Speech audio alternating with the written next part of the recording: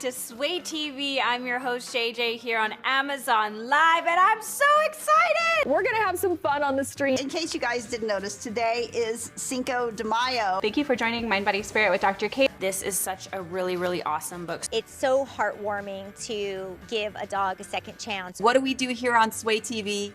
We shop. I'm so loving this right now. Happy Meow Day.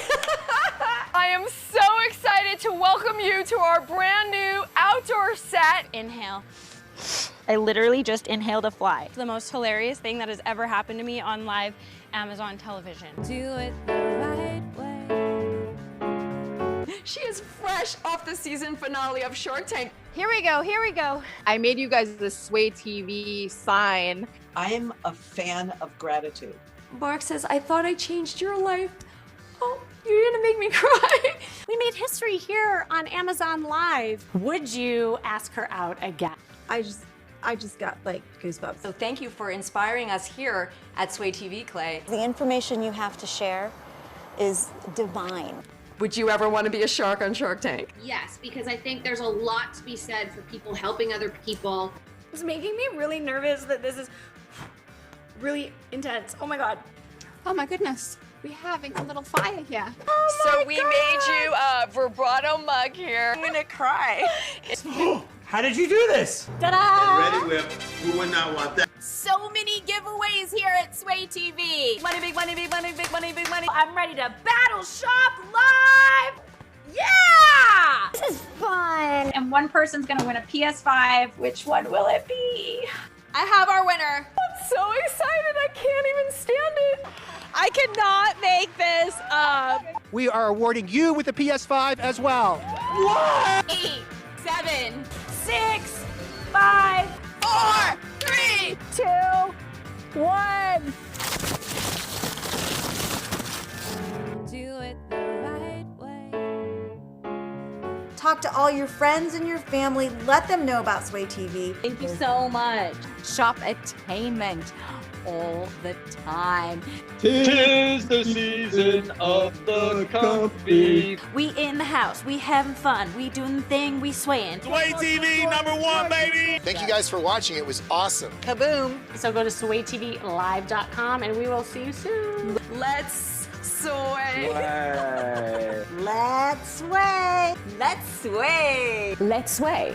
Let's sway. Let's sway. Let's sway. Let's sway. Let's sway. Let's sway. Let's sway. Let's sway. Let's go, let's sway, stay tuned! Woo!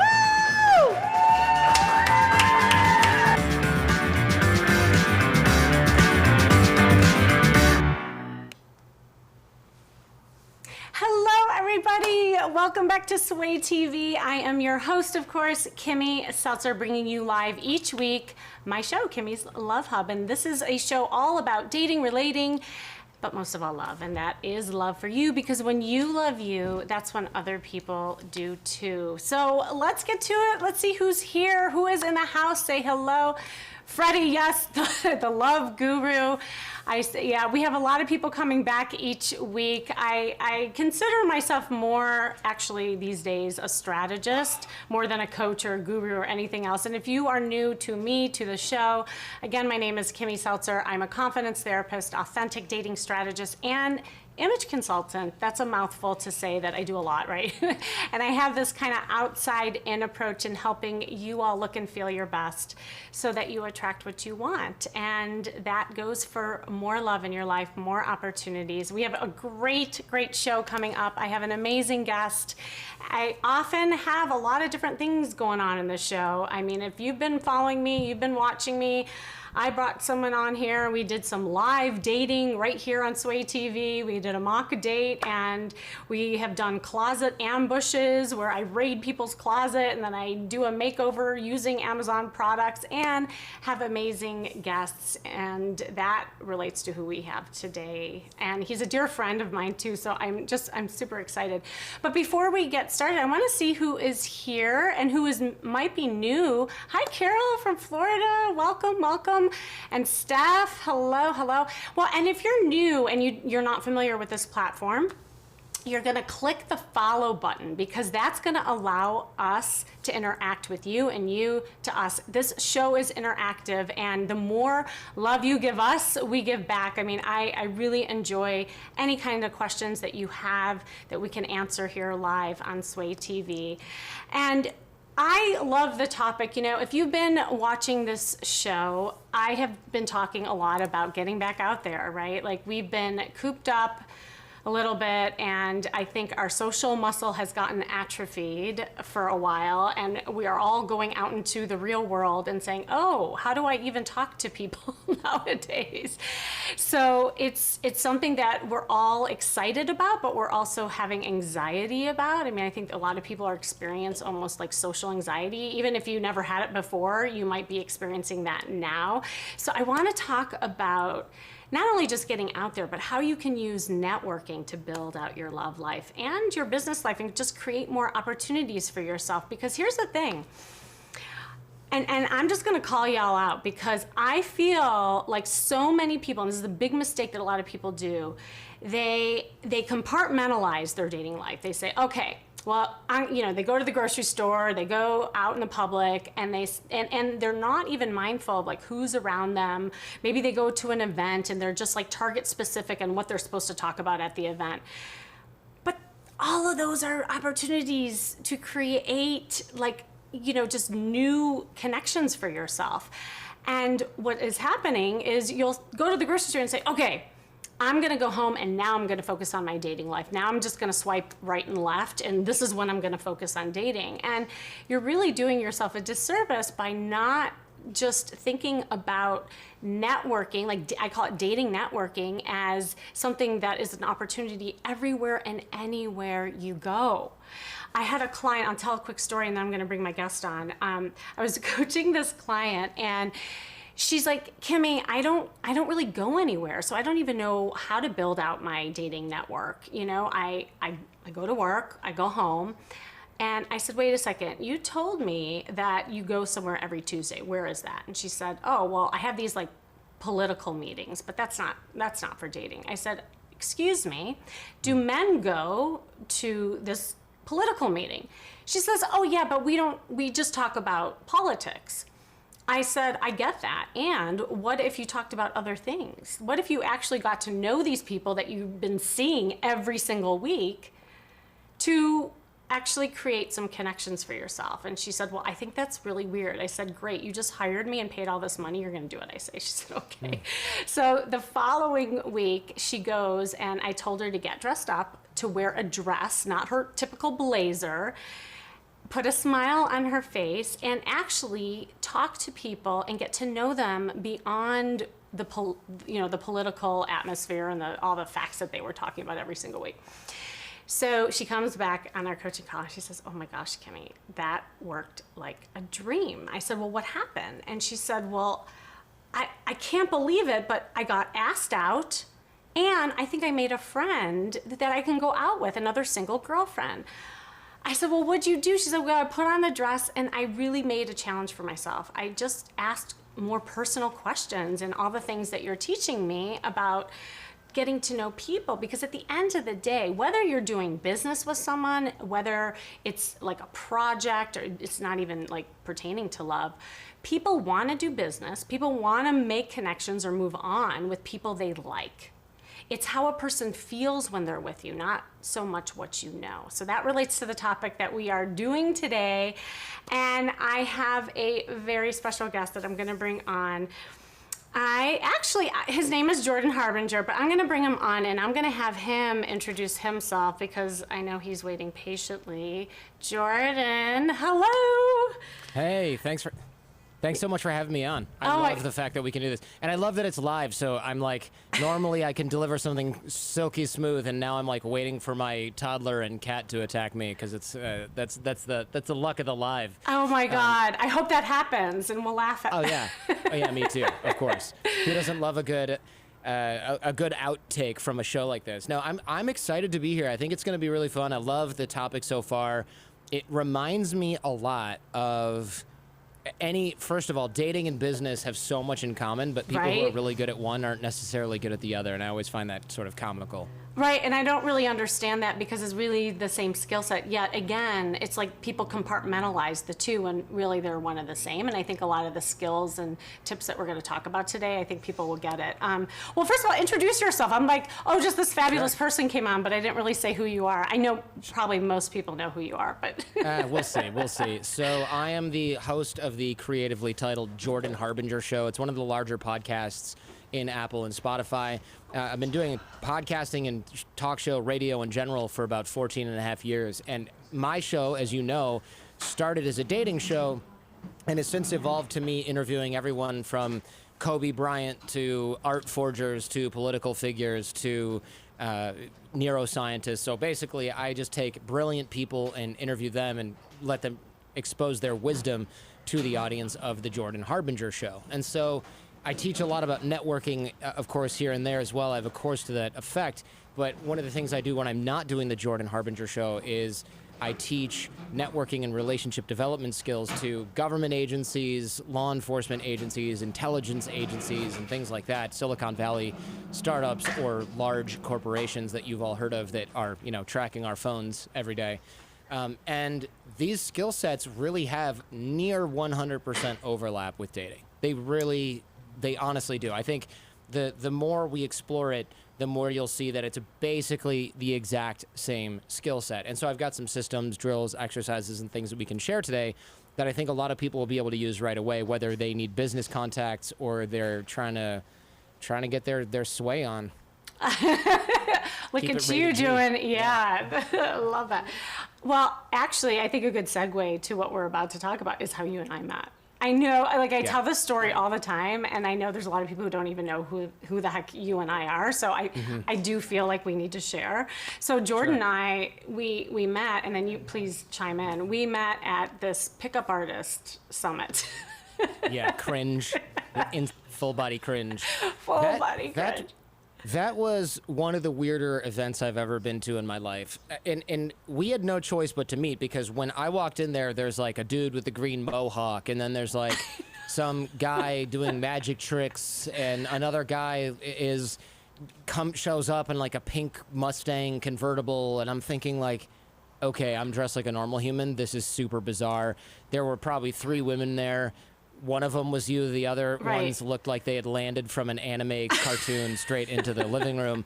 And I looked around thinking, I got to jump over the fence. Like, I'm out of here. And you and I made eye contact. And I think basically I just said something like, oh, hey, you don't look as weird as everyone else here. Can we hang out? And that was kind of the beginning of our decade and change long friendship here. I know, a beginning of a beautiful relationship. You know, the thing that you said, and this is one of the, obviously, you know that I talk about image and presentation and first impressions, and I know you do a lot of talking about that too, but look at how we connected because of what you just said. Because people make judgments and assumptions based on our first impressions, right? 2 things. It's what we wear and the attitude that we have. And you just highlighted that. Like, we had a similar vibe, we had a similar attitude, and I didn't have pink or purple hair, either did you. So we bonded. Right. I also recognized in the moment, if memory serves, that you were talking or being talked at by some other strange character, and I thought, I'm 90% on you wanting a way out of that conversation right now, so I'm just going to go ahead and let you have that way out, and we'll start talking, because it felt oh my God, I forgot about that, actually. It felt like we were goldfish, and they had thrown us into a weird piranha tank with a bunch of teethless piranhas that were just sort of lipping at us, and it was just unbelievably creepy. And it sort of shows you, for people who don't really know what this event was, or understand what the pickup artist sort of community was, a lot of people know it's like a lot of these guys who are trying harder to be better with the opposite sex. No shade on those guys. A lot of them are really interesting. They're trying their best. This happened to be just a very, very, very strange sort of offshoot group of these guys, and you and I had somehow gotten roped into going to this meetup, and it was instant regret the second I walked in the door. So it was great to meet you there. Oh my God. And not only that, like, think about how that equates to dating. Like, how many times might you listening, walk into a date and you kind of size that person up and say, oh, I'm out of here, right? Like you said, you were almost bolted. I did too.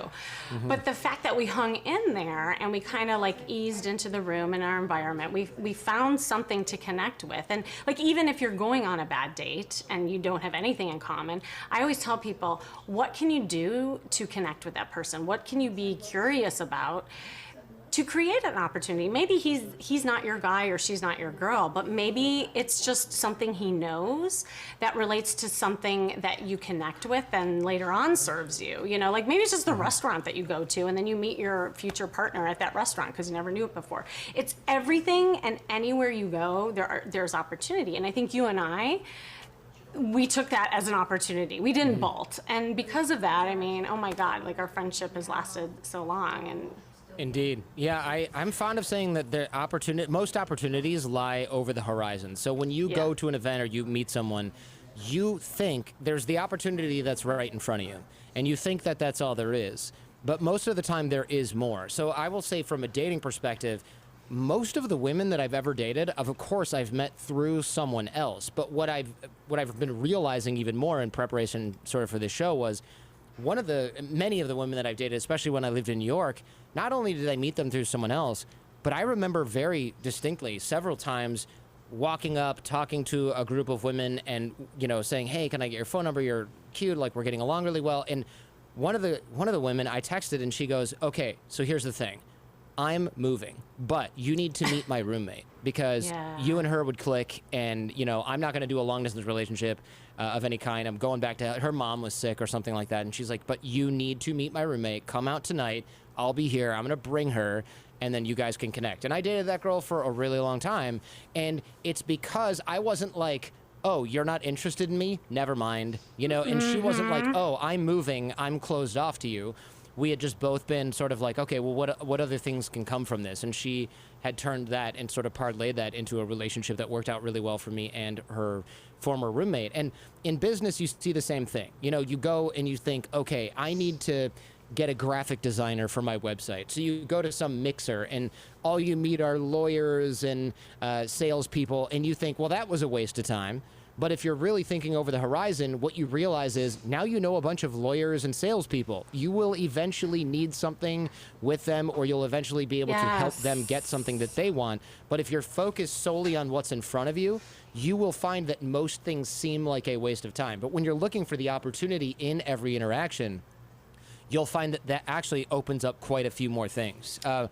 By way of example, when I first moved to LA, this is pre-Uber, right? So I had a toothache, I had no car, I just moved to LA, and I felt like, how am I going to get to a dentist? I don't even have dental insurance at this point in time. And I ended up asking friends. I was calling a bunch of dental offices that I found in the yellow pages. Nobody could help me. Nobody wanted to deal with somebody with no insurance, or they were super far away across town in LA, which is really far, especially in traffic. And I posted on Facebook and I said, hey, does anybody know a dentist in the Hollywood area? I've got a toothache. This is an emergency. I can't wait 5 days to get seen. And somebody I don't even know said, yeah, my aunt is a dentist out there. So he called her, introduced us. I went in an hour before they opened. They let me in. They started everything early. They fixed my toothache, didn't overcharge me. And I was so thankful for that. And then I said to the guy who made the intro, who I've never met even to this day, I said, hey, let me know if I can help you with anything. He said, well, actually, I'm looking for a job as a graphic designer. I'm a barista right now at a local coffee shop. Sends me his portfolio. I'm not hiring graphic designers. But a friend of mine 4 days later or a week later asked me if I knew one. And I said, I've never worked with this guy, but here's the portfolio. She goes, I don't care. I'm desperate. I'll take it. The work looks fine. She ended up hiring him full-time, $83,000 a year, if memory serves. And he got that job because he helped me find a dentist on Facebook. So if he had only been looking for a job, he never would have met me. If I'd only been looking to hire someone for that job, I never would have met him. I still have never met him. He helped me without the attachment of anything in return, and he looked for the opportunity over the horizon. Hey, he said, if you're ever hiring for this, but why restrict it to just that? I looked to help him in any way that I could because I owed him one.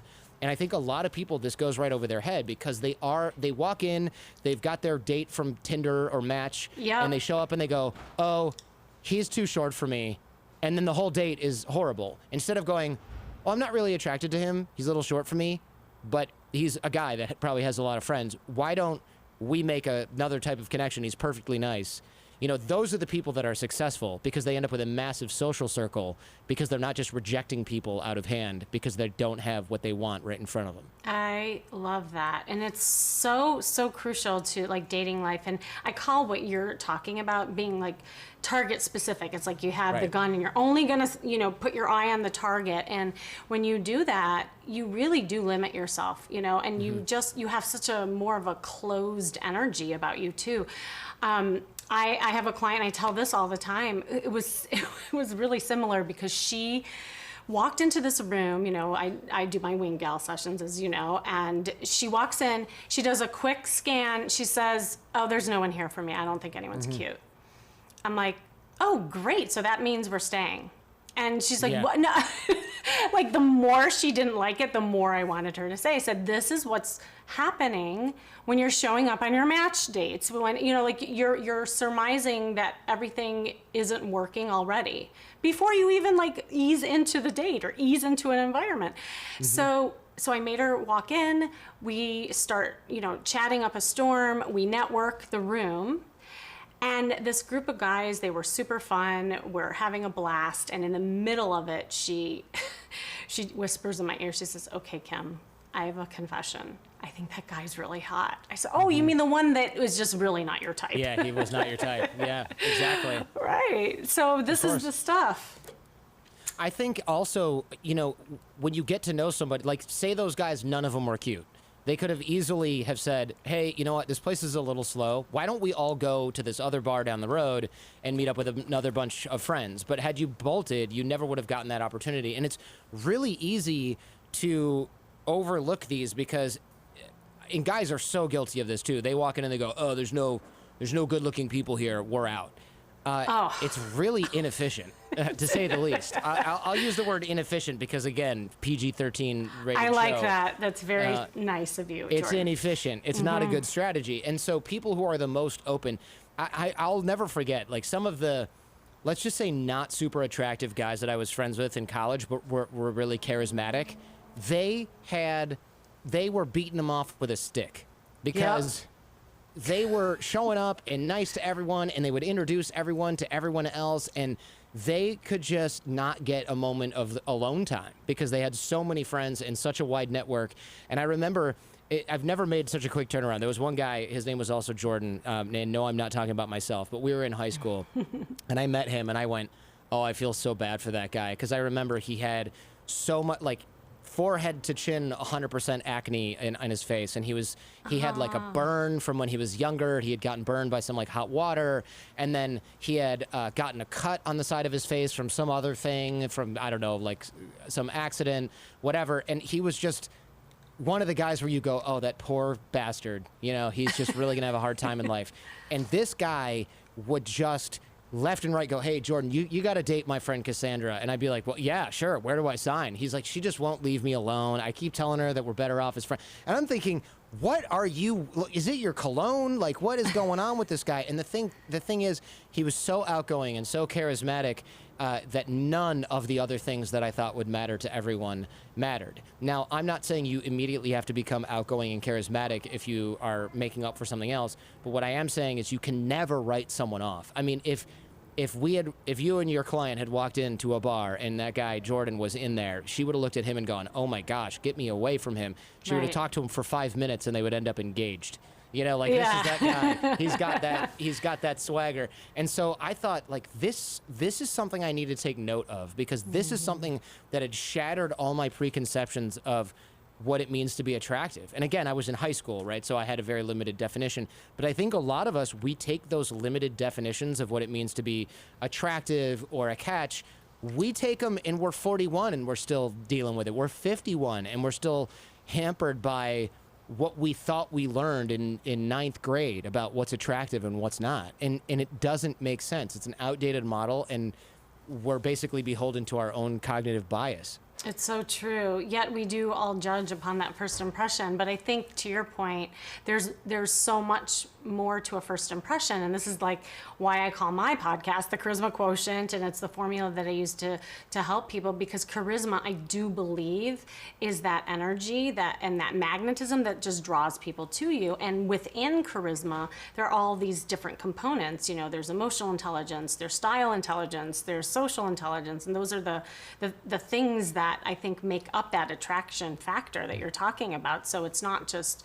you know, one dimension, so to speak, and the way people look. So I want to get into that, because you said you have some tips that you could help people with networking that I know you teach, and you're really into like social dynamics. And that's why, like, I think you and I, like, we could talk about this topic forever, but what are some things that you see, first of all, not just that, you know, people have a hard time with, but like a big mistake? Before we get into tips, I want to hear about like the mistakes that you see people make.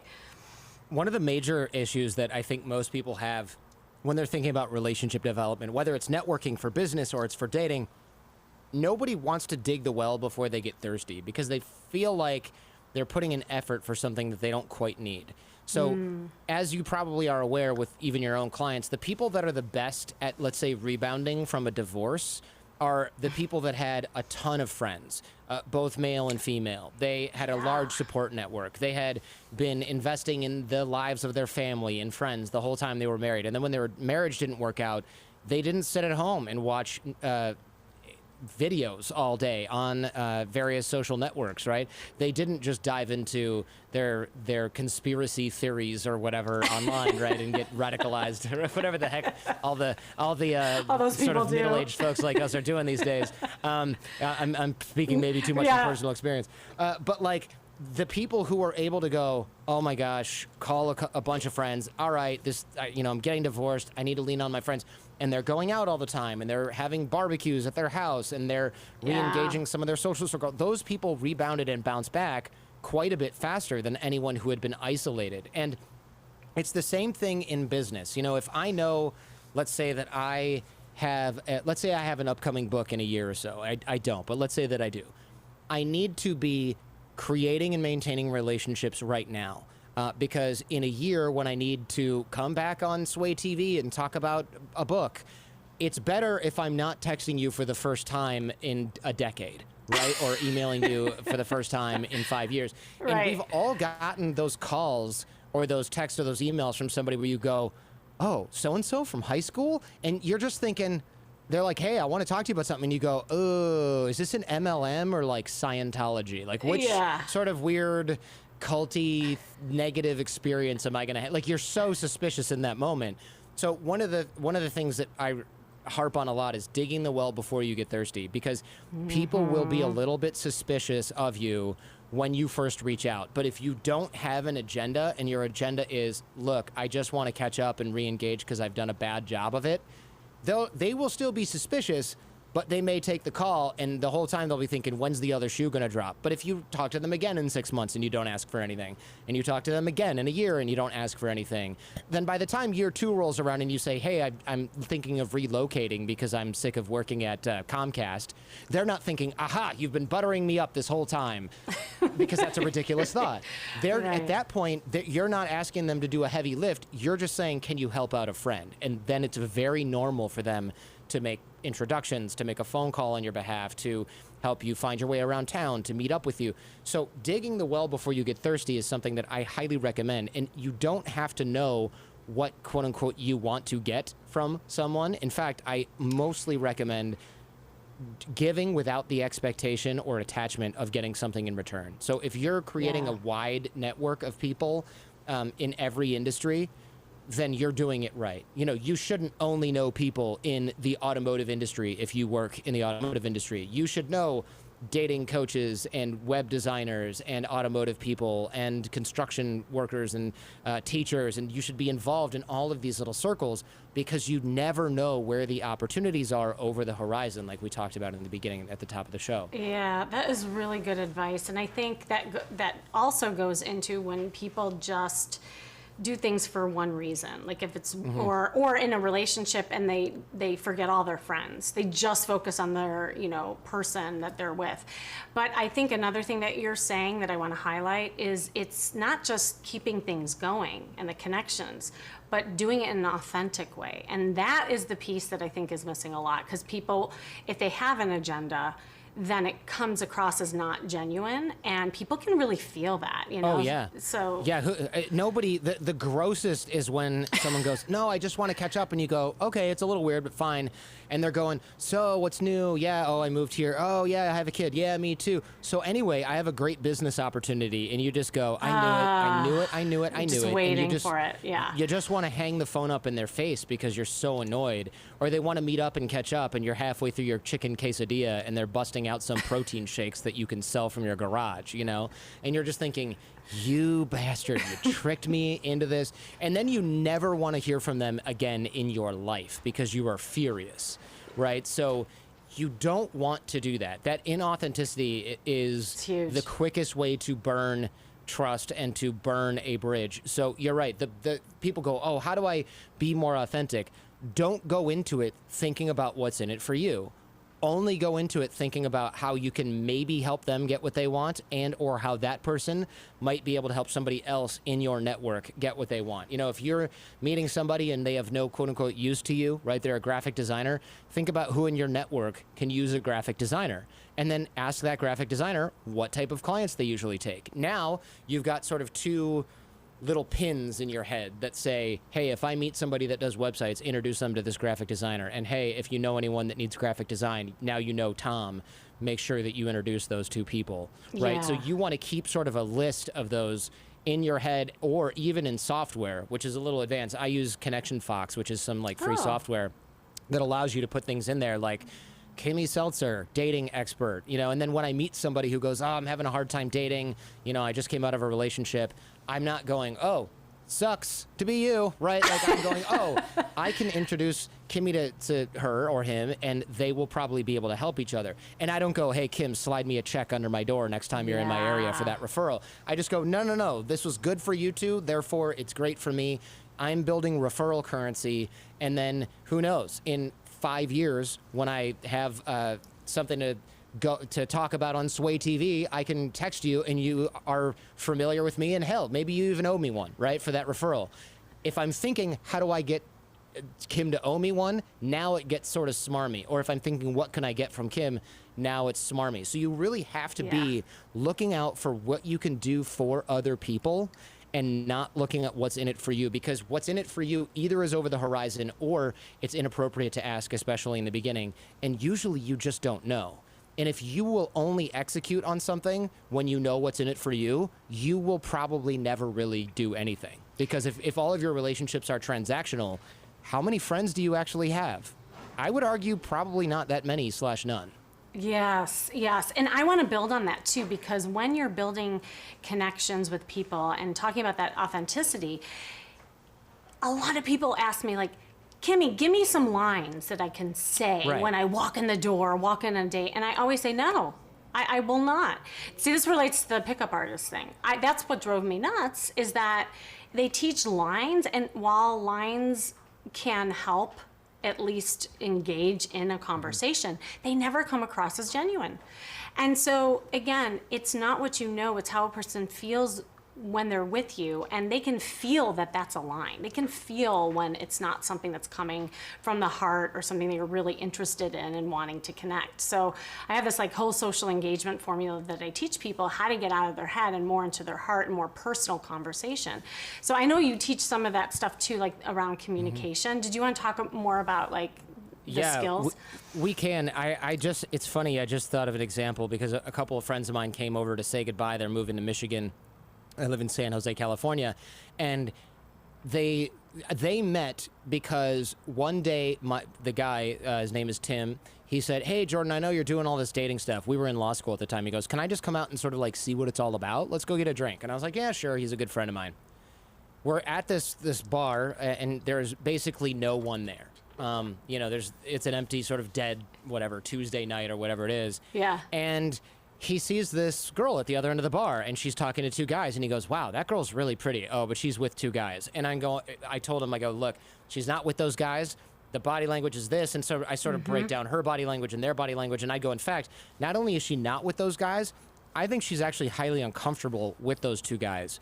And he goes, oh, I need a line or something that I can do if I go over there and talk to her. And I said, just say, hey, I thought you were cute, so I thought I would come over here and talk to you. And he goes, well, I guess the worst thing that can happen is I just get rejected, right? And I said, yeah.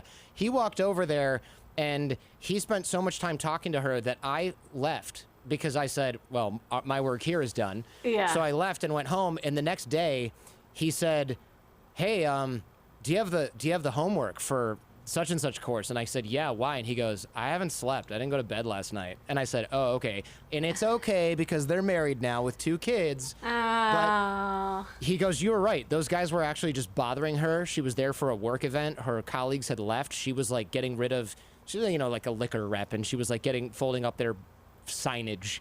And then she's like, oh, I'll stay. And then she stayed and hung out with him. And then he ended up like basically just talking with her all night on campus. And then they ended up getting married.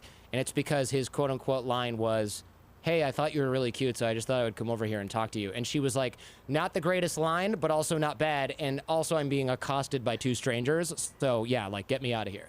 And it comes from situational awareness, the ability to read nonverbal communication, and then that authenticity. Like these guys were saying and doing creepy things. And my friend just said, hey, I don't really have anything creative to say. I just think you're cute and I want to talk to you. And she's like, oh, good. Somebody who's not lying to me to get in my pants. That's a refreshing change.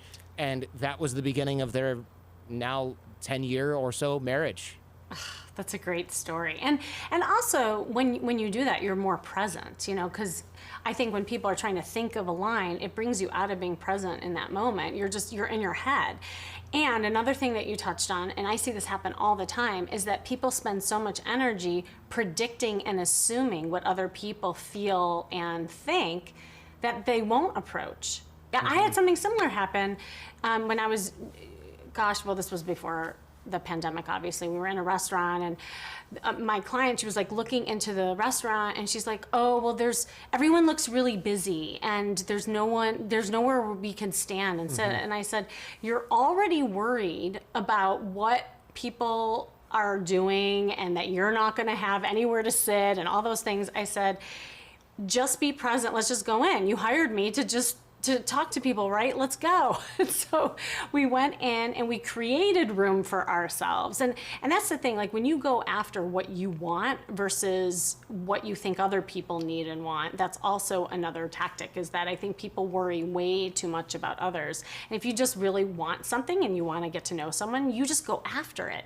That hesitation is also a killer, and so we went in and we had the best time. We got invited to a party, and she ended up like dating one of the guys that we talked to. I mean, it happens. You and I have these stories all the time, and it makes it sound so like easy, but it's, we make it more complicated.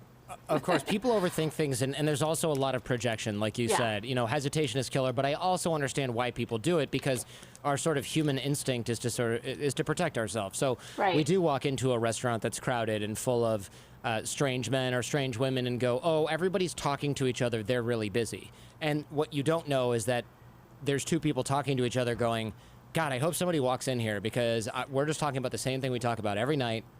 No one ever comes and talks to us. You don't know what's going on in people's heads. And like my friend with the 2 guys, the friend who got married and was talking to those 2 guys, she later told us, like, yeah, those guys have been like kind of harassing me all night. It felt kind of unsafe. I was about to call my dad to come drive 45 minutes to come pick me up. And so she's like, you guys saved my butt here. And meanwhile, of course, my buddy, who wasn't paying attention to the nonverbals and reading the room a little bit, due to inexperience, was thinking like, oh, they're definitely together. And I thought, not a chance. But he was worried about it. That's why it's so easy for us to tell our friend, no, go over there and do it. It's fine. They look nice. And they're going, are you seeing what I'm seeing? This is a scary, intimidating, attractive person. They're going to reject me. And you're just thinking like, Well, no, because you're able to throw your friend to the dogs, no problem, right? But you're also literally, and what we know from like brain science now is that you're literally seeing two different images. You know, now as a married man who's not dating, when I walk into a bar full of attractive women, I am not nervous at all. If anything, I might even just be a little bit bored because I'm going, oh, what am I going to do here? You know, like I'll just chat people up. Yeah. And it's so funny because my friend, another buddy of mine was visiting from out of town, and he's single, and he goes, man, you just have no fear. We were talking to like a bunch of like Instagram model looking women who are just very tall and intimidating and fit. And he goes, you're just not afraid of them at all. And I go, I'm married. I've got nothing here. He's single and he's tall. He's like a fitness guy. I'm like, one, they're looking at you, not me. But two, you have stakes, right? Like if you get rejected, it means something to you and it makes you feel bad. If I go and talk to somebody and she turns around and goes, oh, you're short and you have a dad bod, I'm like, I know. Who cares, right? You know what? So what? I'm married. I got kids. You know, like I have no stakes. Yeah. I have nothing at stake. So when we put ourselves in situations where the stakes are low, we have a higher chance of success. And that's why a lot of times when people walk in somewhere or go and do something like your friend or your client at the political event, the stakes are low because she's not going up to a group of super intimidating people and going, oh, please like me. She's like, okay, so I'm either going to ask a personal question and then I'm going to go maybe get a date, or they're not going to take the bite, and then we start talking about, I don't know, Joe Biden again or whatever the political thing is that they discuss at their meetings, and the stakes are extremely low. So we do this thing to ourselves where we build the stakes up so high because we spent an hour and 45 minutes getting ready, and then we drove across town, and it's our only Friday night, and we hired a babysitter. So it's like, I have to meet a man or a woman tonight or my life is a failure. Instead of just going, I'm out here to have fun and get my reps in and practice talking to strangers because I was married for 10 years and now I'm dating again and I don't know which end is up, right? Lower the stakes. And I think around that, it's also letting go of the expectation of an outcome. You know, I talk about it all the time. That's what flirting is. It's to behave as though you're attracted to someone without the serious intention of an outcome. Yet we get so attached to that outcome and we build it up so much that we do lose that whole thing of what it's supposed to be about. And that's just like, go and have a good time. I know, but it's easier said than done when you don't have, you know, things that you worry about. Like for you don't have to worry about getting a gal. You already have the gal. You already have the kid. So maybe that's a tactic for people. They can just go in pretending that they already have someone when they really don't. Like sometimes you have to just like fake it till you make it, or like trick yourself so that you don't get ahead of things so much. Right. It is a balance though, right? It is. You want to go in thinking, oh, I don't really care if I'm dating right now, but you also don't want to go in going, I'm not dating right now, because then you end up being the person who's surrounded by opportunity and then doesn't see it because you're not in dating mode. But you also don't want to go, okay, I'm in dating mode and now the stakes are so high that if it doesn't work out, I'm going to go home and cry myself to sleep. It's a balancing act for sure. Right. Like you want to be open to opportunity at Trader Joe's or whatever. Yeah. You know, you want to be open to that opportunity at the yoga studio, but you also don't want to be the person at yoga who's only there to date and not stretch, right? You have to do the balance. And it is easier said than done, but once you become aware of this need and you can put some awareness on it, it helps you to do the balance. And the other thing is it also helps you lower the stakes like we were just talking about, because if you go, Fridays are my date night where I go out with Kimmy and I have a babysitter and I dress up and I go out and I meet people, and then you don't do it the other 6.5 nights of the week, the stakes are going to seem high. But if you're open to it in your political meeting, and you're open to it at the grocery store, and you're open to it at yoga, and you're open to it when you go out to lunch during work, you have a lot more surface area to meet someone. And therefore, if it doesn't work out on Friday, your next thought is not, oh my God, 7 more days until I can do this again. Your next thought is, it's fine, I have brunch tomorrow after yoga, and those are 2 other opportunities to do something similar. Yeah, no, that's so true, and it really goes back to diversifying. I always say your dating portfolio should be like your financial portfolio. You've got to diversify as much as possible in order to get results. When you put all your eggs in one basket and say, okay, I'm only going to date now when I'm on here, and I'm just going to spend, you know, just this time to date and swipe. It never works, and then you get so burnt out doing it because you're putting all that energy into one thing. But if you open that up to everywhere and anywhere are chances of meeting people, the stakes become lower, like you said, and you get more comfortable, because it all has to do with confidence too. If you're not confident networking, if you only like dedicate one particular time and place for networking, you're not going to feel secure and confident. So if you build that out, like what you were saying, I think I love that. And it really is like putting things on the calendar, right? Like different events, you know, getting together with friends, going out by yourself and talking to people in the market. Like the more you do that, the easier it becomes. Exactly. The concept of surface area that I brought up earlier is really what I'm talking about, right? So the more of that you have, the luckier you will get, like increasing your surface area for luck. So, and people do this all the time in Silicon Valley. They go, oh yeah, I network by going every other Friday, there's a tech founder meetup and we network for an hour or 90 minutes over drinks. And then somebody who has a really great network is like, oh yeah, okay, they'll do that every once in a while. But meanwhile, they've spent the entire week meeting people, talking with people via email, using social media to network. And it's like, you can move to a new town, and if you dedicate a few minutes a day to meeting someone new or going through and doing a new interaction, your network is going to be way larger than the person who goes 20 times a year to one happy hour, and that's their only time for dating or networking, right? It just doesn't work. It's like those people who only go to the gym on Monday and they don't have a workout plan. They just kind of do whatever machine is open, and it's the same weight that they've done since 2007.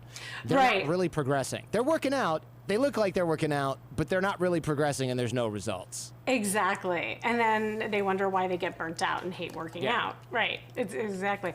I just want to take like a commercial break and say hello. We have a lot of people like saying hello to us. Great. And so I want to say hi, Rosalinda and Rashid, welcome.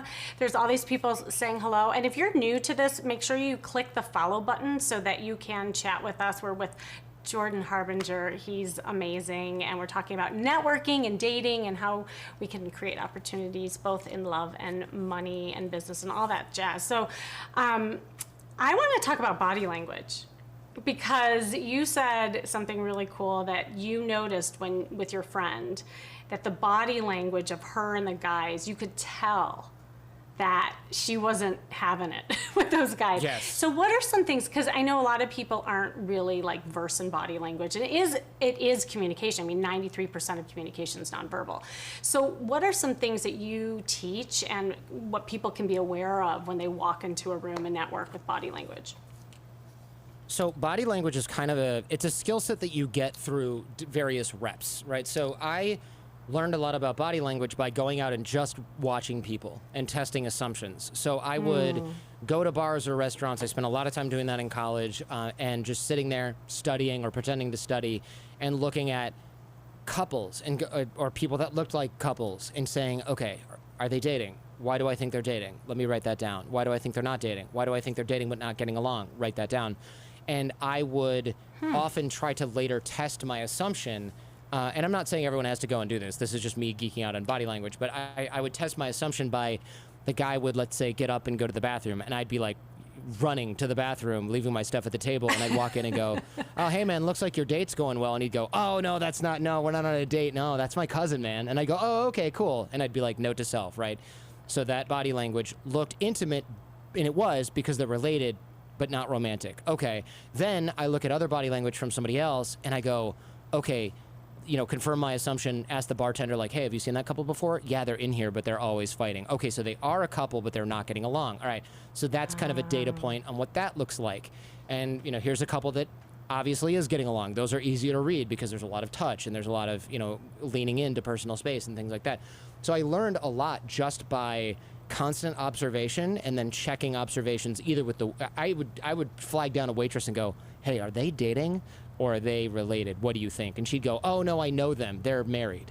And I'd go, okay, right? So, and I'd have wait staff go, I remember I would go to these bars and restaurants so often that I would say, okay, let me know when you find somebody who you think I would like. And the wait staff would come over and go, So that girl, I think you would like her, but that guy, he's definitely into her, but she's not interested, and I know that. And I go, yeah, I'm kind of getting that read too. And then, so I would like go and talk with the couple and all that. It was really, really an interesting experiment.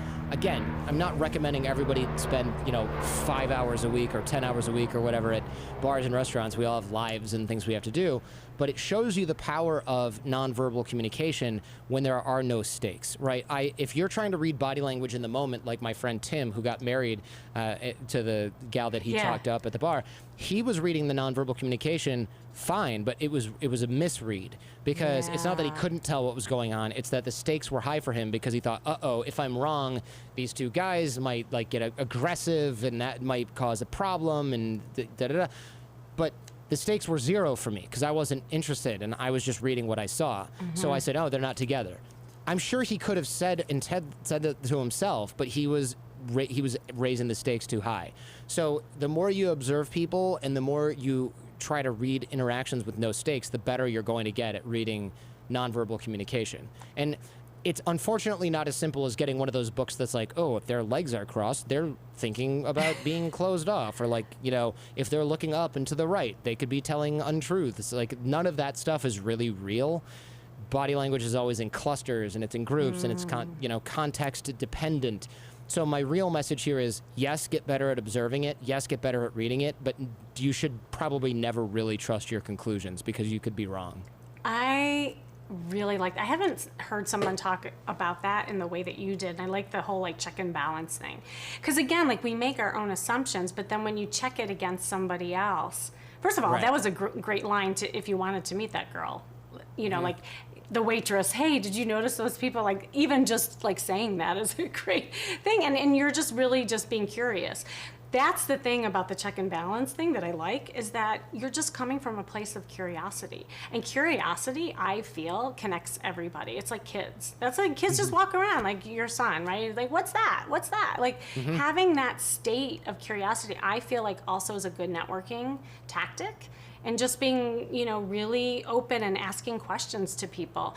And also the other thing about body language is that you can be in tune with other people's body language, but also check out your own. What are you doing? What are you doing when you walk in a room? Are you open? Do you have your cab light on? Are you smiling? Are you inviting people? Because it is yin and yang. I mean, if someone looks nervous, then you might look nervous too, and then we have two nervous people.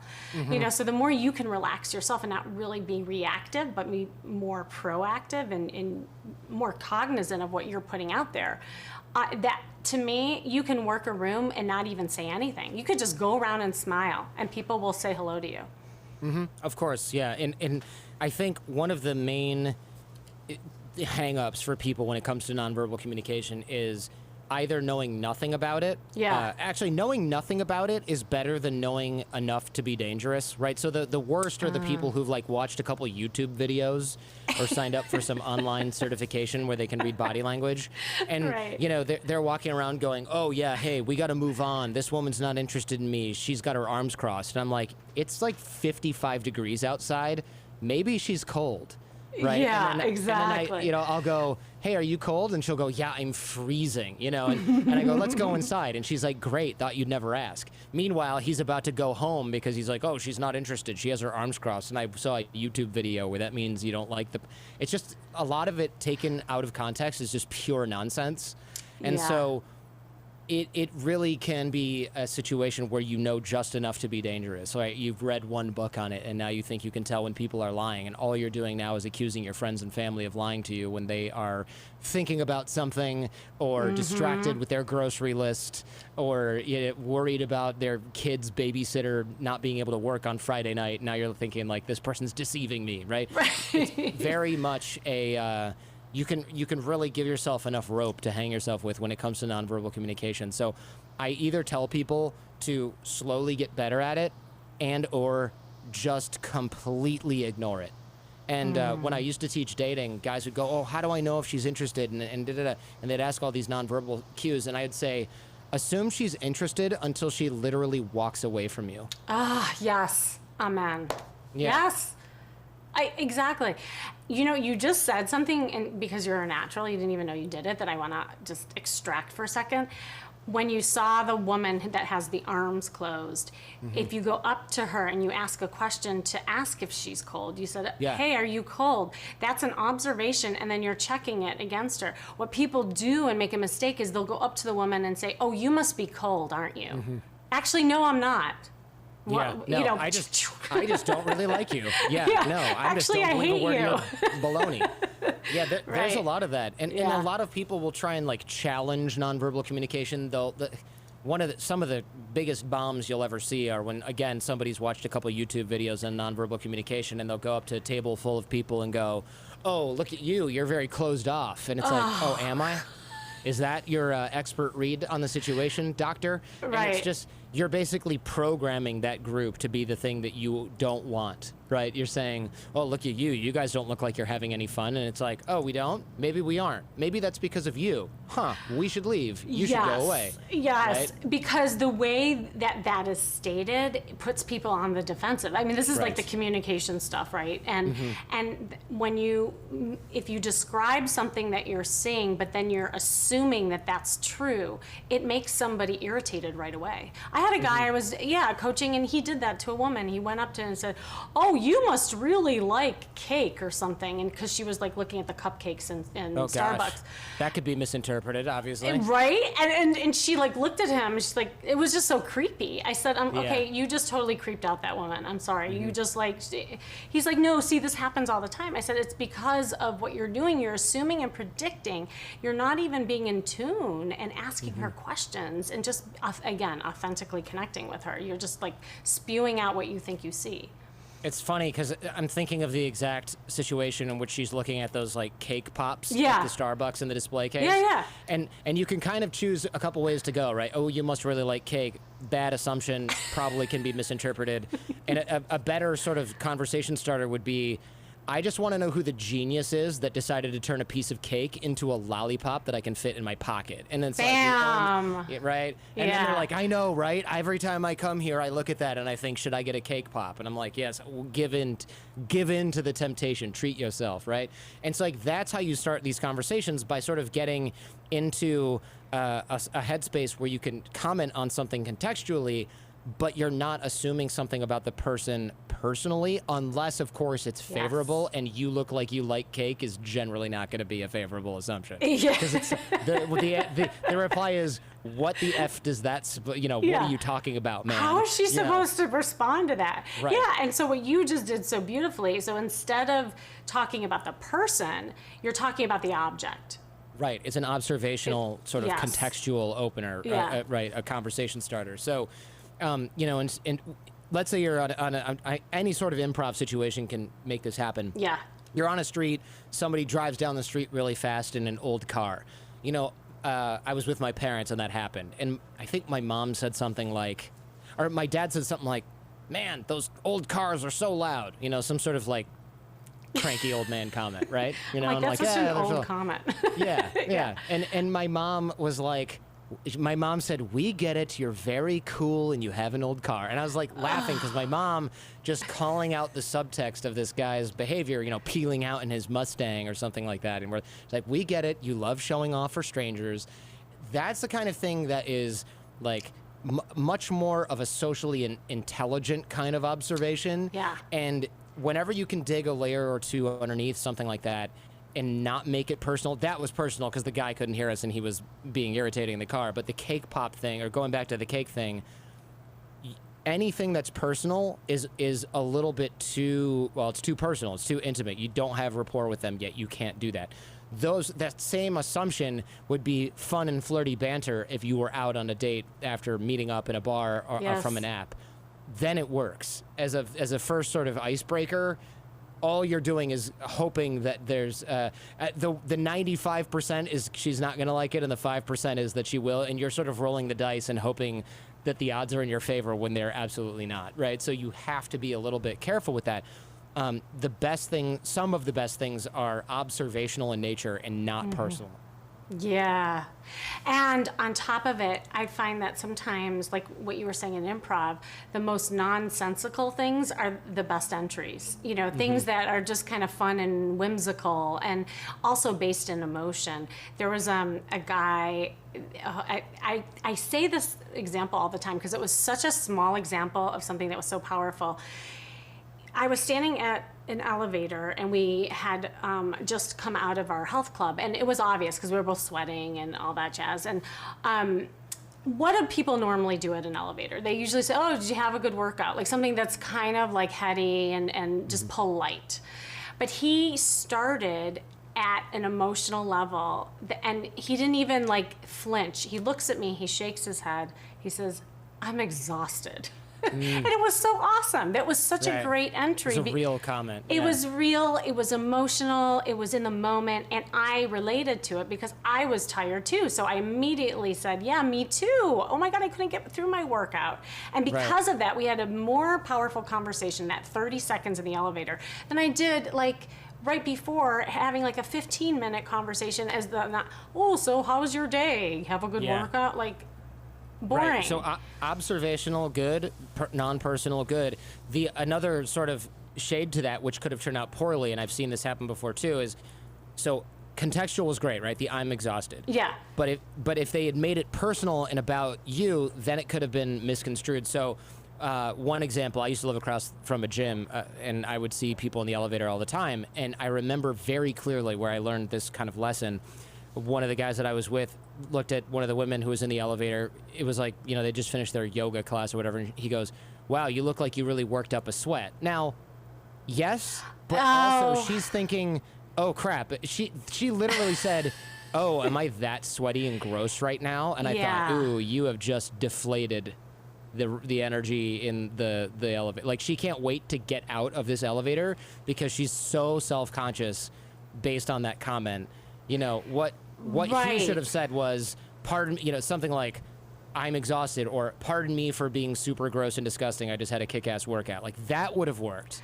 Right. But when you make it personal about the other person, it's left to them to interpret through whatever mood they're in, and it's not always going to work in your favor. That is such a good distinction. So instead of saying the observation about the person, you bring it to yourself. And that immediately makes people more relaxed. Right. Because you're just being real. Then they have a chance or an opportunity or a choice to share something about themselves. Yeah. Like if he said, I'm exhausted, and you said, oh, I half-assed my workout, or yeah, me too, it was really rough out there. Or you could have just been like, oh, I'm not really interested in this conversation. So what you could have said is, oh, well, at least you got a workout. You know, back to Instagram on your phone. You want to give people kind of the opportunity to share something about themselves, and the only way they're going to do that is if you do it first. You don't want to sort of project something onto them, right? Yes. Like, oh, you look like you've done this. You want to give them a chance to volunteer that information, because then it's voluntary. If you're projecting it on them, they either have to agree with it or disagree with it kind of in the moment. And if you get it wrong, you're done. Yeah. Yeah. This is so awesome. Oh my God. Jordan, I miss you. I know, right? I miss everyone, for God's sake. Of course I miss you especially, but I haven't seen another human in person for a year and a half, for God's sake. I know, and now we're all starting to see like humans again, and it's so nice. And I know, like, you and I could go on, and you're so like awesome to come on here, and oh my gosh, like this is fun. I think it's been an hour. Has it been an hour already? Oh, it has. God. This is okay. Wait, before you go, I do want you to tell some like celebrity stories, because you have interviewed some amazing people. Talk about networking. Like, first of all, I wondered how you even got connected to these people, but you've interviewed like Kobe Bryant and Matthew McConaughey, and you were recently on an amazing, I was so proud of you, The Con on ABC. That's right. So right. I don't know if you want to share a little bit about your experiences with that. Sure. So the Jordan Harbinger Show is my podcast. Jordan Harbinger, of course, is my name. And a lot of the guests I get for the Jordan Harbinger Show, Kobe Bryant, Malcolm Gladwell, Matthew McConaughey, Mark Cuban, Dennis Rodman, whatever, they come through networking and relationship development, of course. But I will say that a lot of the stuff that you hear on the show is great, and you learn a lot from it, but a lot of the things that I've experienced sort of outside the show are some of the more memorable ones. Like, for example, with Howie Mandel, who is a judge on America's Got Talent. I love him. I think most people know who he is. Yeah. We went to his office, and he gave us a tour, and we saw all this memorabilia, because he collects all this, like, old memorabilia. He has all these toys and stuff in there, and pictures and old stuff. And he showed us a lot of his office and was very hospitable and nice. We did the interview, and at the end, he was like making fun of me a little bit, which is great, because that's how you know a comedian likes you, right? They're making fun of you, and it's Right. it's kind of to your face. And I said, you know, I'm curious how you choose who to give the golden buzzer to, which is golden buzzer in America's Got Talent is like they automatically advance to the finals. I think it's like a shortcut. And he said, oh, well, did you see the one I gave last night? And I said, actually, I was in my hotel last night with no cable prepping for this interview, so I didn't. And he goes, how much time do you guys have? And I was like, all the time in the world. He goes, cool, come sit down. So he opens up his TV room in his office, puts on last night's episode of America's Got Talent, because I guess he just immediately gets a tape of the show. I don't know. And we watched the whole show and the whole thing, and he's narrating how he makes decisions on what he likes to see. And I'm getting like a director's cut sort of experience sitting next to one of the judges of this show, rewatching the show from the night before with him narrating it. And I was thinking to myself at the end of it, I was thinking to myself, how lucky are we that we're able to do this? And at the end, my photographer who was there, videographer and photographer, he goes, I'm pretty sure that if we wanted to buy an experience like this, you'd have to donate like $100,000 to some cancer charity for children to get to like sit next to Howie Mandel while he narrates an episode of America's Got Talent and tells you what his decision-making process is. And me and my wife were there, and we were just like, did we just get an amazing sort of next level behind the scenes? It's like being on a movie shoot, and you know, George Clooney walks out and is like, oh, hey guys, you want to come see the script reading room, or let's go blow stuff up with special effects. Like, that's how it felt, right? And we were just blown away, and it was all it was so random. You know, I had emailed a friend of mine, and I said, I know you know Howie Mandel, I don't want you to bother him, but do you think he would do my podcast? And they were like, probably not, but here's his show booker. And they said yes, like immediately. Oh, any friend of Adam's is a friend of ours. Come on down to the office.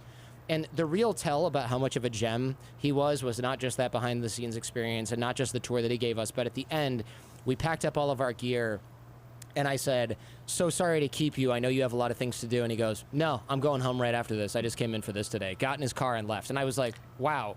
He literally was just waiting for us to leave so that he could leave. We showed up at probably 11 a.m. It's now like 3 p.m. He literally spent his whole day with us just because he's a really good guy. And I thought to myself, if I ever get to Howie Mandel status, remind me, I told my wife, I go, remind me to be as generous and cool as he is, because that was incredible, and you never really see that. You just never get that. That is such a cool story, but also give yourself credit too, because you must have been pretty cool for him to stay as well. Like, again, like this all goes back to, yeah, I have a feeling. Well, because no, really, and I think every person that you know, whether it's a celebrity or somebody really cool, I mean, when you really take your time to connect with that person, it is like there's a lot of gold nuggets that can come out of even just like that little sliver of time, and like look how memorable that is. That's the other thing about, you know, people that come into your life, you know, make yourself memorable. And again, it's the feeling that you get. Like the things that you described was the experience of it all. You probably didn't like really remember all the things he said, but it was just being with him and feeling into that whole time you had with him. That's so cool. Oh my God, that's such a cool thing. It was fun and it was memorable, and it's one of those things where I go, okay, you can't buy that. That's probably never going to happen again. Yeah. And it's amazing. You know, like there's a lot of those in my life now just because of, the network and the platform that we built with the Jordan Harbinger show. And so I'm thankful for that. I'm not much of a sort of celebrity Hollywood guy. So it is fun to take a peek behind the scenes every once in a while, but some of those things do stick with you, and you know, you really start to see like some of the people that you put up on a pedestal. Like they say, never meet your heroes, right? Because they always ruin it. But sometimes you meet heroes in unexpected places, and that was one of those times where I just thought, this is like a genuinely good guy, you know. Yeah. Well, Jordan, you're a genuinely good guy too, and a dear friend. Thank you for coming on. Thank you so much. And Yeah, thanks for having me on. Yeah, no, this is awesome. And no, tell everybody how they can find you. And I know you have a lot of cool stuff going on. And your podcast is in the carousel, and I'll highlight that when you hop off. Yep. And so please share away. Sure. So the Jordan Harbinger Show is available on Apple Podcasts, Spotify, wherever you listen to podcasts. Harbinger is how you spell that. And I would love if people would check that out. I'm also at Jordan Harbinger on Twitter and Instagram, and I answer all my DMs there if people want to get in touch. And so, yeah, fairly easy to find, fairly easy to get a hold of. And I hope people check out the podcast and if they enjoyed this. Yeah, I'm sure people did. Well, thank you so much. Thank you. I'm sure we'll chat soon. Sure. Take care. Bye. Bye, Jordan. All right. Oh, what a treat. I hope you guys enjoyed him as I do, just both as a friend and just a really smart guy. So, again, my name is Kimmy Seltzer. If you're just kind of joined midway, I was talking to Jordan Harbinger, and he is just an expert podcaster now, and he's just super connected, but he teaches about networking and connecting, and he has the skills. And we actually had a podcast together way back, right after he was in between podcasts, so to speak, and we laugh about it. And I learned a lot of my podcasting skills from Jordan, so I forgot to mention that, but I wanted to thank him. And by the way, my podcast is the Charisma Quotient. If you don't know where to find that, you can find both Jordan and my podcast. It's all over the place. If you listen to it on Spotify or iTunes or whatnot. So I just want to kind of wrap up this notion of networking that we've been talking about, because it is such an important skill to have. I think we spend so much time learning things and facts and swiping, and we're in our heads so much. But if you really actually focus on the skill of networking and relationship building, it's the most important skill that you can have, really, when it comes to not just your love life, but just enriching your life overall. I loved what Jordan said about, also when you have more people in your life, it's more enriching. I think what the pandemic has done with a lot of us, we've become isolated in some ways, but we've also become more connected in others. Like, how many of you got reconnected to people that you hadn't talked to in a very long time because you simply had the time? I think, again, it really, this time period has allowed us to slow down, not just to look at ourselves and think about ourselves, but also the people in our lives. And I know I've reconnected with a lot of people that I went to high school with and college, and it was nice. And after each conversation I had, I said, I need to do this more often. And that's the thing, even if you put it on your schedule or on your calendar and say, you know what, I'm gonna have catch-up time with some old friends, or every Wednesday I'm gonna go to the market, I'm gonna try to make new friends. I, with my clients, like to build out a dating plan or a social plan. And what I do is I map out these different social activities that people can get involved in various areas. So you don't get the burnout like Jordan and I were talking about, where you're just focused on one thing and then you feel like you're gonna crash and burn, oh, I'm done with dating. Well, if you'd only been dating virtually, yeah, you're gonna get burnt out. So just get out into the world and make some connections for yourself. And it does not have to be, listen to what I'm saying, it does not have to be a singles event. In fact, I prefer to network when it's not a singles event, because the thing is that single events often put a lot of pressure on people, right? You're going around the room, you're looking around, you're saying, oh, everyone's single here, and there's that level of competition that people feel and the pressure to connect. And so what's better is find something that you're passionate about, look at the hobbies that you might be involved in, and go to events where like-minded people are, because that's where your tribe's gonna be. And most likely you'll have more things to talk about with those people as well. Okay, so, I'm gonna take my earphones off. Now I'm listening to myself talk. I don't need to do that. I just need for you all to hear me, so hopefully you can still hear me. So if you're just joining me, hello. Again, my name is Kimmy Seltzer, and we're going to go over some products now. And by the way, if you want to get a hold of me, you have any more questions based on what we were talking about, you can go to askkimmy.com, and you can ask me any kind of question you want. That'll also allow you to be in my community. I have a lot of stuff going on. I have flirting masterclasses, speed dating. I have a free Facebook group. There's all kinds of things. And talk about diversifying your dating portfolio. This is a great way to do that by just getting involved in lots of things. And I have an amazing community of people. And some of those people are here today. So thank you for joining me every single week. All of you, I feel the love, and I want to give that back to you. So I want to highlight, actually, the things that we have in the carousel, and also things that could also enhance your dating life as we wrap up today. All right, so let's go to the carousel. Well, as we mentioned before,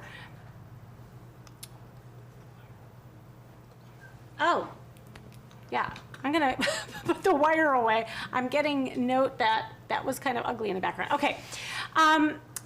I forgot to mention that there's a book actually that Jordan recommends. It's in the carousel. It's called Friend of a Friend, Understanding the Hidden Networks That Can Transform Your Social Life. And the thing about this book is, I know he interviewed on his podcast the author of this book, and he uses it a lot when we talk about networking. I started reading it, and it's really, really good. So if anyone is wanting just a resource, that is a great place to start. And of course, here is Jordan's podcast. It's called The Jordan Harbinger Show. You can check it out anywhere and everywhere you listen to podcasts. And then, of course, there's mine, Charisma Quotient. If you want to go there, I release an episode every week, as does Jordan. And like I said, we used to do a lot of podcasting together, so a lot of our messaging is similar, but obviously, as you can hear, he has amazing, amazing content and guests. It's funny, I forgot to mention this while Jordan was here, because Jordan and I were actually just talking about this massager. The massage gun for athletes. I love this. It's very talk about target specific. Okay, this is the only time that it's okay to be target specific, and that is a muscle on your body. This goes right for that area. I have a lot of knots in my leg, and I love using this because it really gets at that knot. It's very powerful. I was scared to use it at first, but it actually really feels good. It looks scarier than it is. So I encourage you, if you like more like deep tissue or want to really target a specific muscle, the massage gun for athletes is really great. And how perfect also that we were just talking about podcasting, that the Blue Yeti is something that, I actually was just talking, Justin, are you still there? If you're still there, say hi. And I was going to say hi to you, but Jordan and I were in this deep discussion. I'm going to give you credit, Justin, because you are the one that turned me on to this Blue Yeti. But then since then, I've been hearing a lot of people talk, especially if you're a podcaster or if you're even thinking about doing a podcast. But more importantly, if you're dating and you're doing a lot of Zoom calls for conferences, it's really important to get a good mic. And this mic it kind of goes in different directions, so it can pick up your voice no matter where you are. That's really important, because I have a mic right now, and although it's great, you have to really speak into it. This one picks up your voice even from a distance. Very powerful, highly recommend it. And then we have the Flybird Weight Bench, adjustable strength training. Oh, hey, Justin, I'm glad. See, I plugged you, and Justin's an amazing marketer, and he knows a lot about a lot. This is Flybird Weight Bench, and if you are into, wanting to target different muscles, it's a great thing to have, and you can use different weights in different positions to reach different muscles. Then we have the Blue Air Blue Pure 411 Air Purifier. I was talking about this last week. I love these purifiers. I've been putting them in every room of my home, and I really smell a difference. I just feel like the air is cleaner. This one's really nice, and it's a good size. So if you have a big room, I know this would work really well. Then we have the Food Saver FM 2100 Vacuum Sealer Machine. This saves food so that it just lasts longer, and even when you take it out, it still tastes fresh. It's very powerful. I was surprised. My mom has one, and she was sharing with me all about that. And then we have the Xterra Fitness TR150 folding treadmill, and it's in black, but I love treadmills. I cannot run anymore, I'll be honest, because I have some back issues, but I've been using treadmills just to walk. You know, sometimes I don't have time to go out and walk, or I don't want to. I want to do like a quick interval training.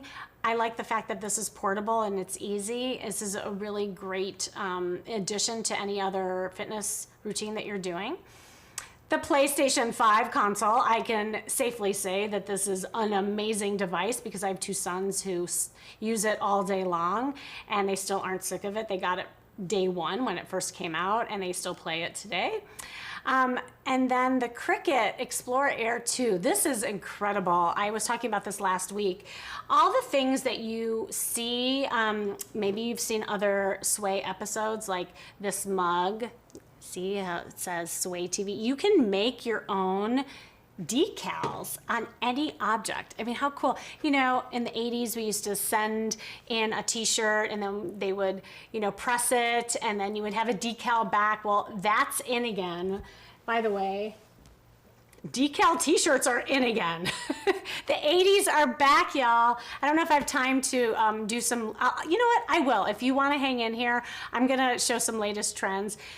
We are seeing like fashion of every decade that is just exploding right now. I think because we've been cooped up for so long, people are just exploding with just innovation and favorite things that they had in each decade. So we're seeing 80s, we're seeing 60s, we're seeing the go-go boots, you know, all the things, but the decals are back. So this particular device is amazing and you can make all your own thing. Look at, you can make things. Oh, y'all, Prime Day's coming up. Everyone get ready. Oh, this is not in focus. I got to put it in front. There we go.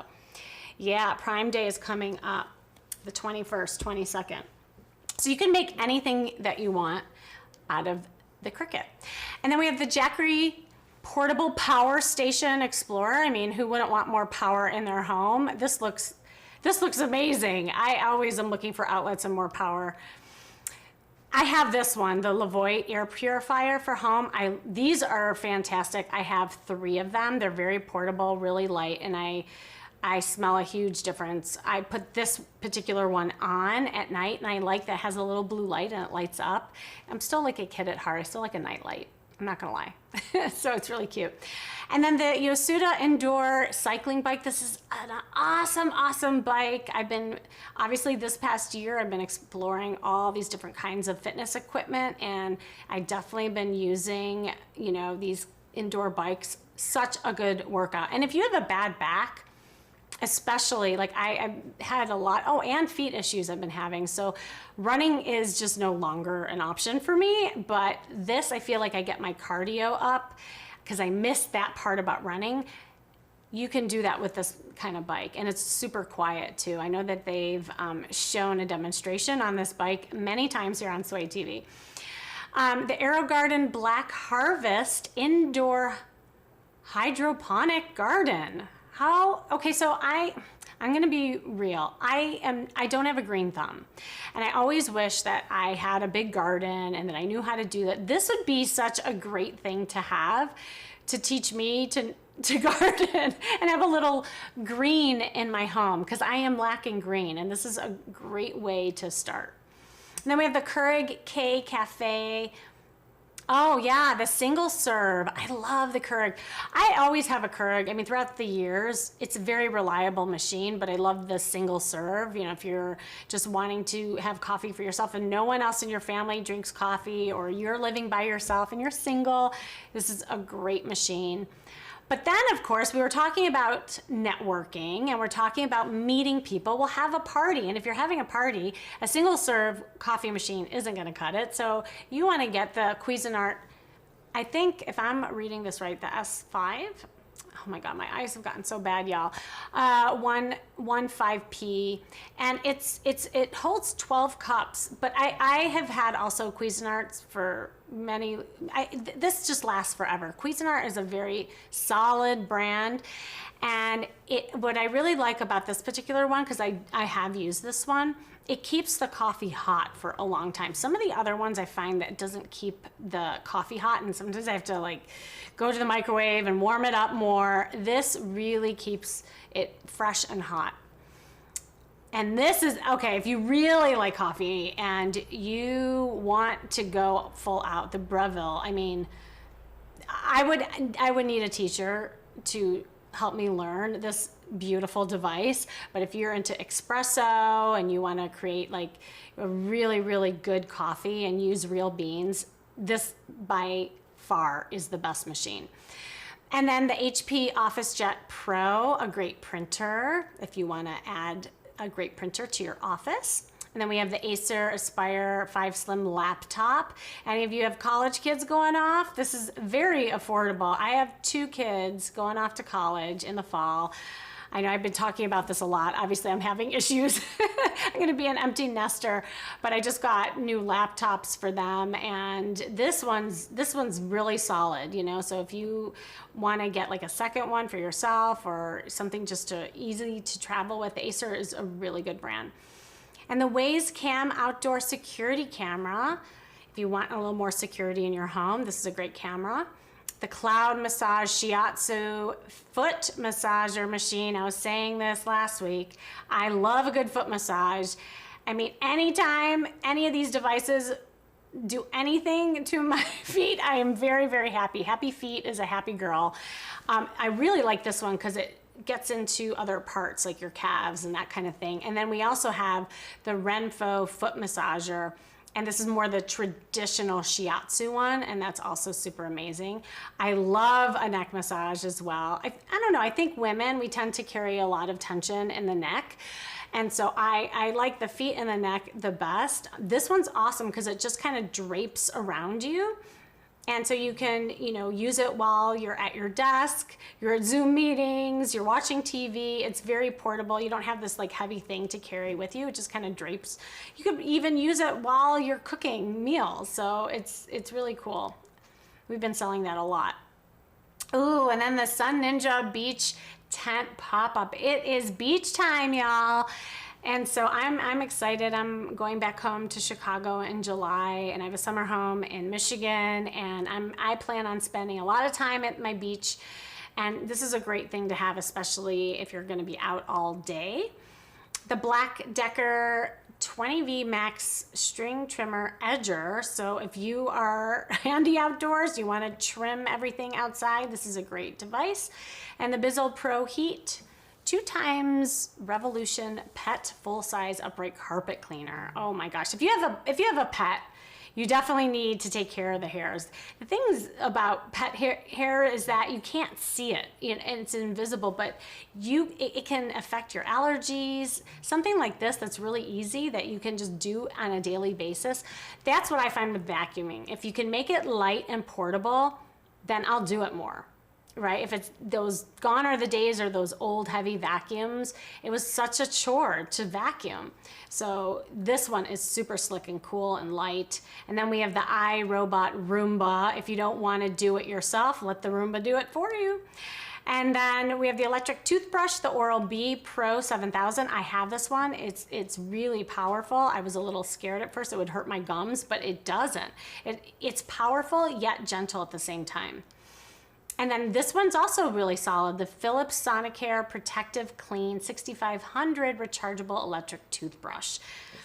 And then the SodaStream, I'm really a big fan of this. I've been using this for years, and I'm constantly getting refills because I use it so much. And what's fun about making your own fizzy is they even come, I don't know, you can buy on Amazon these little packets where you can make different flavors. And it saves you a ton of money over time than buying, you know, some of the canned sodas that are out there.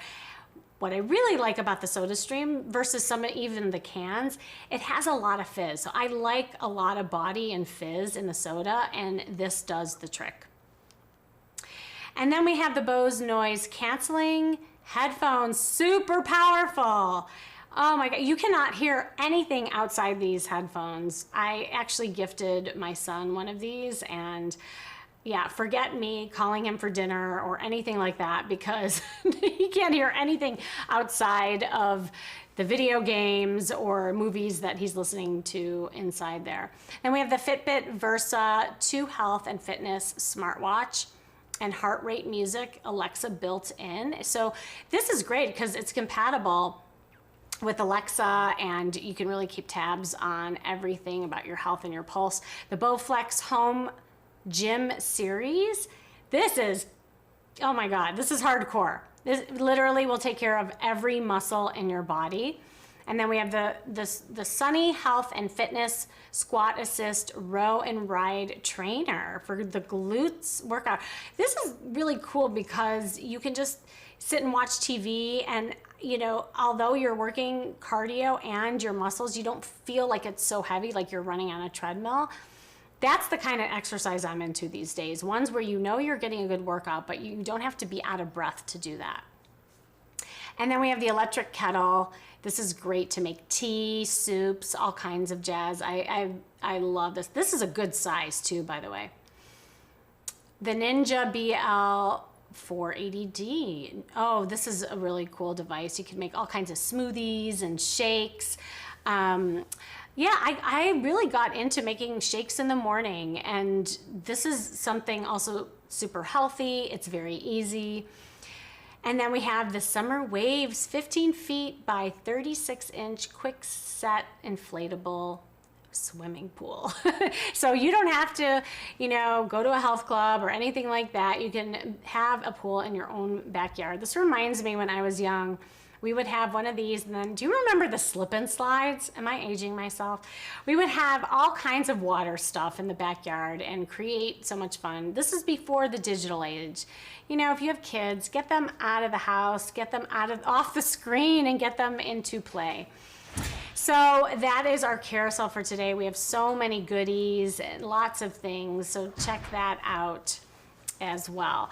Okay, well, we are actually coming to an end. I thought I would have time to go over some more dating outfits, but I'm gonna save that for next week, and I am gonna have a really wonderful guest on next week, so make sure that you tune in. Again, my name is Kimmy Seltzer. You can find me at kimmyseltzer.com or at Kimmy Seltzer. If you wanna get a hold of me, just go to askkimmy.com and you can ask me a question. You can be in my community. You can learn how to be in my free Facebook group, and I have all kinds of programs, from virtual coaching to in-person coaching if you're ready to learn how to flirt at a bar or at a market and network like crazy, like Jordan and I were talking about. And also, by being on my list, you'll know when I do the Kimmy's Love Hub each week, because I like to mix it up. Sometimes I'm on Tuesdays, sometimes I'm on Saturdays. You never know. I want to keep you on your toes and keep, you know, tabs with me so I can keep tabs on you. And the more you interact with me, again, the more I want to like come here and give you more love. So with that, let's sway. I'll see you next week. Talk to all your friends and your family. Let them know about Sway TV. Enjoy the rest of your day. You can have a Tambay party. Thank you, Sway TV. Amazon Live! Woo!